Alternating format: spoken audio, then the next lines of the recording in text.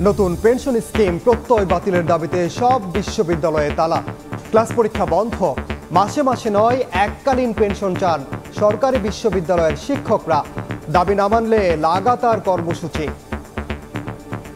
আজকে যদি এই প্রজ্ঞাপন মেনে না হয়, ভবিষ্যতে ঢাকা বিশ্ববিদ্যালয় সব পাবলিক বিশ্ববিদ্যালয়কে সরকারের অধিদপ্তরে পরিণত করবে।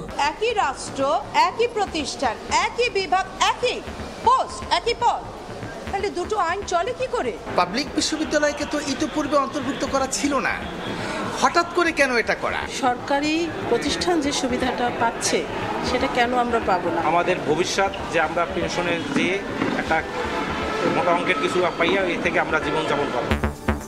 শিক্ষকদের আন্দোলনের জেরে সেশন জটের শঙ্কায় শিক্ষার্থীরা।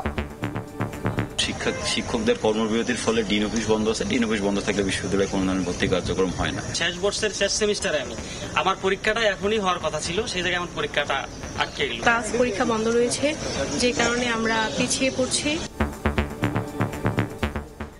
দেখছিলেন প্রধান শিরোনাম। দুপুর সময়ের সঙ্গে আছি আমি ওমর ইনান। এবার অন্যান্য শীর্ষ সংবাদ।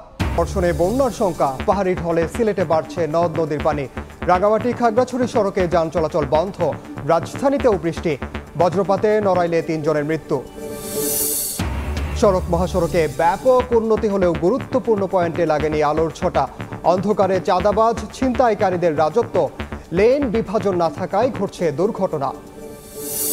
এবং ঘূর্ণিঝড় বেরিলের কবলে বিশ্বকাপ চ্যাম্পিয়নরা বার্বাডোসে আটকা পড়েছেন ভারতীয় ক্রিকেটার সহ 70 জন।